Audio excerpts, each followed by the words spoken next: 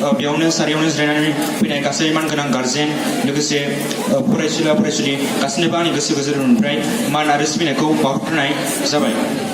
दा आं बे मेट्रिक आनजादाव देग्लाय मेट्रिक आनजाद होनानै 94.16% मोननो हादों।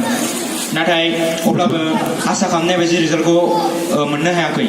दा बे आंनि बे जा पारसेन्ट मोनदों बेयाव गोबां सुबुंफ्रानो आंखौ हेफाजाब खालामदोंमोन।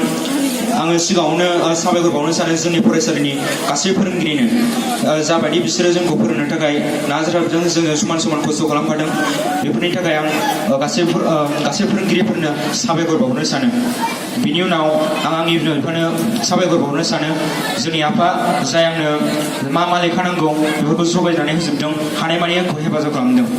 लोगोसे आंनि बिमा जाय आं मोनायाव हरनि 1-2 बिसिम फरायब्लाबो जा आंनि बिमाया आंनि खाथियाव जिरायनानै आंखौ सापर्ट खालामबाय थादों, बेनि थाखाय रोजा रोजा साबायखर बावहरो। दा आं फरिखायाव गिबियाव जोंना इंलिस फरिखा जादोंमोन। बे फरिखायाव आंना मोजां जायाखैमोन, बेखौ आंबो मिन्थिखादोंमोन। अब्ला आं गोसोआव जोबोरैनो दुखु मोनदोंमोन। न'आव फैबा गोसोआनो बायनायमोन आंना। बिनि उनाव आसा खालामाखैमोन आरो टप 10आव थांनो हागोन होननानै। उनाव आंखौ जा थुलुंगा होदों आंनि बिमा बिफा, बिसोरनि थाखाय जोबोरैनो साबायखर बावहरो। बिनि उनाव आङो एबसु बेखौबो जोबोद साबायखर बावहरनो सानो।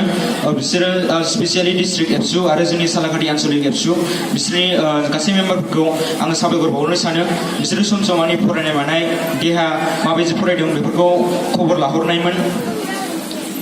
दा आंना इंलिस साबजेक्टआव खम फैदों।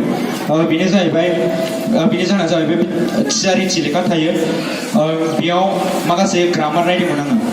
दा बेयाव गासिबो भुलजोबमोन आरो ग्रामारा। दा लेखायावनो दङ बेबायदिनो जागोन होननानै बेखौ लिरनानै फैबाय, नाथाय लेखाना भुलमोन। बेनि थाखायनो इंलिसाव आंना मार्क्सआ खम फैदों। बिनि उनाव इंलिसा थांबाय। बिनि उनाव दस्राखौ मोजां खालामनानै जोबोद नाजादोंमोन आङो। दा आङो बे फरिखायाव गासै 592 लिरना फैदोंमोन। दा नाथाय आं मोनदों 565ल'। दा जोंनि बर' मिडियामनिफ्राय देग्लाय बोसोराव सासेबो टप 10आव गाखोनो हायाखै। बिनि उनाव आं गोसोआव जोबोद दुखु मोनदों। दा जायफोर एसामिस मिडियाम